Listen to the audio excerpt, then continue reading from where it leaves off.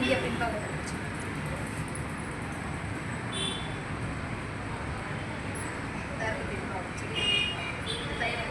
Side அடிச்சிருக்கோம்ல தைலத்தை தெரியுதாயா பின்பாகத்தான் எந்த முடியோ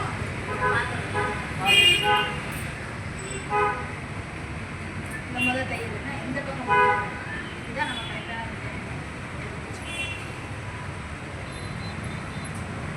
அதே மாதிரி அதே மாதிரி இந்த பக்கம்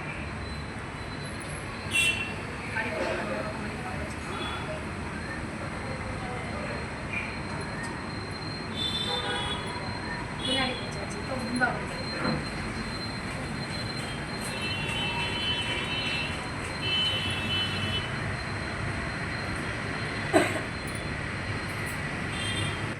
பின்பாகம் பிடிச்சிட்டீங்க. இப்போ முன்பாகம் எடுத்து இந்த கொக்கி பக்கம் இது கொக்கி பக்கம் இது பி பக்கம் இது கொக்கி பக்கம் இப்போ கொக்கி பக்கம்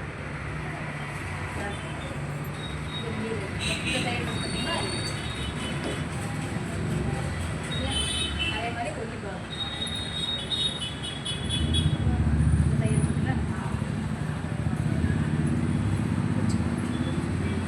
ஸ்லீவ்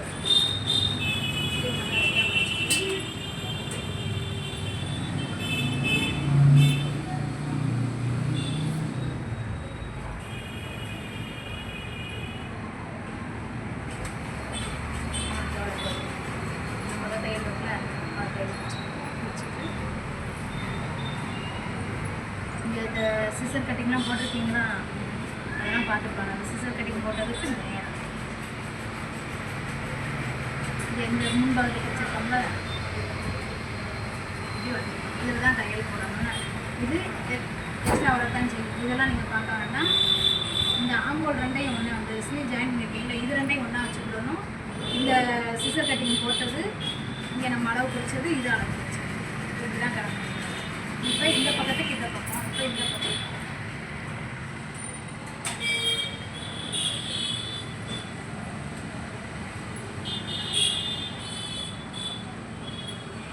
இப்படி அடிச்சிங்கன்னா கரெக்டாக இருக்கும்.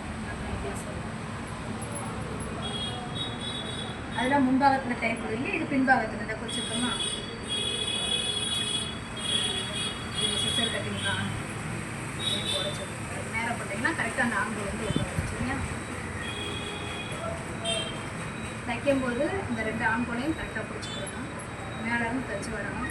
கொஞ்சம் முன்னப்பினா ஏற்ற இறக்கம் வந்து இப்போ தைக்கிறது வந்து இப்போ தைச்சி வரீங்க.